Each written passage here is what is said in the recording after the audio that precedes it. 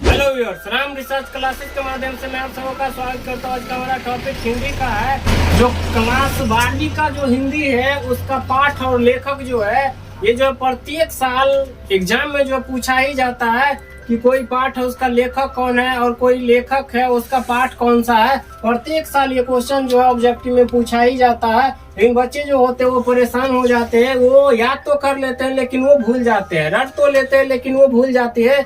तो आज उसका हम जो है ना एक ऐसा ट्रिक लेकर के आए हैं कि आपको याद भी नहीं करना है और भूलने वाली समस्या तो होगी ही नहीं, याद करना ही नहीं है, रटना नहीं है, बस समझना है। टॉपिक ऐसा है कि बस इसको समझना है और हमेशा के लिए ये जो पाठ है वो जो लेखक है वो याद हो जाएगा। तो पद्य खंड का जो 12 चैप्टर है, ये 12 चैप्टर का जो लेखक है हम लोग इसको हमेशा के लिए याद कर लेंगे इस ट्रिक के माध्यम से। चलिए शुरू करते हैं अपना टॉपिक। पहला नंबर चैप्टर है करवक और इसके लेखक है मलिक मोहम्मद जायसी। हमारा जो 1 नंबर चैप्टर है वो है करवक और इसके जो लेखक है मलिक मोहम्मद जायसी। अब इसको याद कैसे रखेंगे, इसको याद कैसे रखना है, इसका ट्रिक आखिर क्या है और इसको हम लोग हमेशा के लिए कैसे याद रख सकते हैं।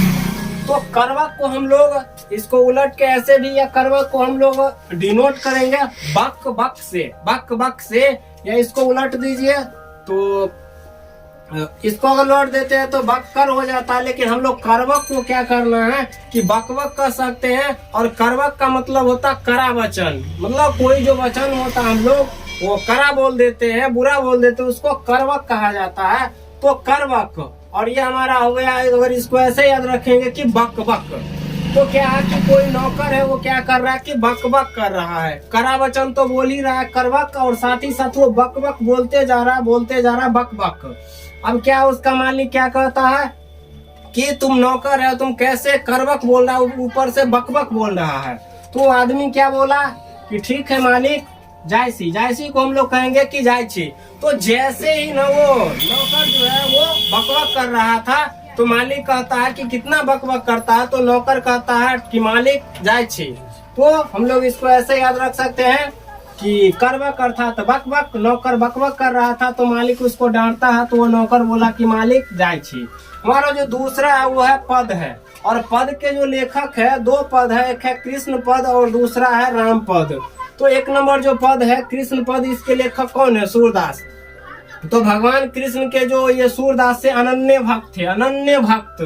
तो जो हमारा कृष्ण पद है उसका लेखक कौन है? सूरदास है, क्योंकि ये जो थे सूरदास जी भगवान कृष्ण का बहुत बड़ा जो ये पुजारी था, भक्त था, सेवक था। हमारा जो ये राम पद है इसके लेखक तुलसीदास है। किसको नहीं पता है कि राम भगवान के बारे में जो रामचरितमानस लिखे है तुलसीदास जी ने ही लिखा है, और राम भगवान का ये अनन्य सेवक था, अनन्य भक्त था। हमारा जो अगला चैप्टर है छप्पे और इसके लेखक है नाभादास। छप्पे, अब छप्पे को हम लोग ऐसे याद रख लेंगे कि छाप, कि जब कोई भी व्यक्ति अगर कमाने लगता है तो हम लोग उसको क्या कहने लगते हैं कि छापे छ। या हम ही अगर पैसा कमाने लगते हैं तो कोई भी व्यक्ति हम लोगों को क्या कहने लगता है कि अब तो ये छापे है, अब ये क्या कर रहा है? छापे है। परीक्षा में कोई अगर अच्छा से लिख के आता तो क्या कहता, क्या छाप दे लिया। तो जब कोई छापता है ना तो दूसरे को क्या लगता है? बुरा लगता, अच्छा नहीं लगता है। ना भा अर्थात भाता नहीं है। जब कोई काम करेगा ना वो छापेगा पैसा, या परीक्षा में वो अगर वो छाप देगा तो लोगों को क्या होता है कि उसको भाता नहीं है, ना भा, कभी नहीं भाता है। अगर हम अच्छा करें तो दूसरे को नहीं भाता है। तो अगर हम काम करते तो कोई भी हमें कहता है कि छापे है, छाप दिल के, अर्थात उसको क्या रहता है कि भाता नहीं है, नहीं भाता है। हमारा जो अगला चैप्टर वो है कवित और इसके लेखक है भूषण। अगर हम लोग कवित को कहे कविता और उधर करे भाषण, तो क्या कि कविता कोई लड़की है वो हमेशा क्या करती है? भाषण ही देती रहती है। कि औरत जो होती है ना वो क्या करती रहती है? हमेशा भाषण ही देती रहती है, किसी की भी नहीं सुनती। तो कवित को हम लोग कहेंगे कविता, और वो क्या करती है? हमेशा भाषण देती रहती है। हमारा जो 6 नंबर चैप्टर है वो है तुमुल कोलाहल कलह में और इसके लेखक है जयशंकर प्रसाद। तुमुल कोलाहल कलह में और इसके लेखक जयशंकर प्रसाद है। कोलाहल और कलह का मतलब क्या होता है? कोलाहल का मतलब होता है कि खूब शोरगुल होना, कलह मतलब भी वही होता है झगड़ा होना, खूब शोरगुल होना। तो तुमुल कोलाहल कलह में जयशंकर प्रसाद। अब क्या हो रहा था कि तुमुल कोलाहल कलह में बहुत ही शोरगुल हो रहा था, और वहां पर क्या हो रहा था कि प्रसाद बंटने लगा। या तो हम लोग इसको प्रसादी से याद रखेंगे कि तुमुल कोलाहल कलह में जब भी कोई पूजा पाठ होता तो क्या होता, प्रसादी बढ़ता है। और जब प्रसाद बढ़ता तो क्या होता, बहुत कोलाहल होते रहता, लोग मारपीट करते रहता है, छीन लेता है, मुंह में से भी किसी को छीन लेता है, हाथ से छीन लेता है। तो तुमुल कोलाहल कलह में क्या हो रहा था, प्रसाद बट रहा था। वो भी प्रसाद किस चीज का, तो शंकर भगवान का। शंकर प्रसाद भगवान जो थे उनका क्या था, प्रसाद बट रहा था तुमुल कोलाहल कलह में। और सब जो है प्रसाद के लिए मारपीट कर रहा था, जय जयकार भी हो रहा था, जय शंकर ऐसा हो भी रहा था। और प्रसाद जो है लोग लूट रहा था, तो कोलाहल कलह हो रहा था। हमारा जो अगला चैप्टर है वो है पुत्र वियोग। अब पुत्र वियोग, और इसके लेखक है सुभद्रा कुमारी चौहान। इसमें से हम लोग बस बी को हटा लेंगे और इसको पढ़ेंगे ऐसे कि पुत्र योग। तो पुत्र योग कैसा होता है, किसी के भी हाथ में कोई भी बाबा, कोई भी भगत, कोई भी अगर किसी भी लड़की को अगर कह दे कि तुम्हारे पास जो है पुत्र योग है, तो ये क्या है, शुभ है। अगर किसी को भी पुत्र योग नहीं है तो क्या है, वो अशुभ है। तो कोई लड़की है वो क्या है, कुंवारी है, और बाबा जो उनका हाथ देखते हैं और कहते हैं कि तुम्हें तो पुत्र योग है, अर्थात लड़की के लिए वो क्या था, शुभ था। तो हम लोग पुत्र वियोग को ऐसे याद रखेंगे कि पुत्र योग, और क्या है कि कुंवारी लड़की को अगर पुत्र योग हो या किसी को भी अगर पुत्र योग हो तो क्या होता है, शुभ होता है। हमारा जो अगला है वो है उषा, और इसके लेखक है शमशेर बहादुर सिंह। इसको याद करने के लिए हम लोग ऐसे इसको याद रखेंगे कि USHA। तो हमारा जो अगला चैप्टर वो है उषा, और उषा के लेखक जो है वो है शमशेर बहादुर सिंह। तो इसके लिए हम लोग जानेंगे कि USHA, उषा क्या है, एक इलेक्ट्रॉनिक कंपनी है, बहुत ही जानी मानी कंपनी है। ये फैन बनाती है, सिलाई मशीन बनाती है, और इसके लिए हम लोग क्या करेंगे कि इसमें जो है सिंह है। तो सब लोगों को पता होगा कि कोई भी इलेक्ट्रॉनिक जो सामान होता है, मशीनरी जो सामान होता है, उसको बनाने में सबसे आगे कौन रहता है, सिंह। अर्थात सरदार जी जो रहते हैं ना, वो इलेक्ट्रॉनिक सामान को बनाने में बहुत ही माहिर होते हैं, बहुत ही अच्छे से बनाते हैं। ऐसा बनाते हैं कि दोबारा वो खराब होने का नाम भी नहीं लेगा जल्दी।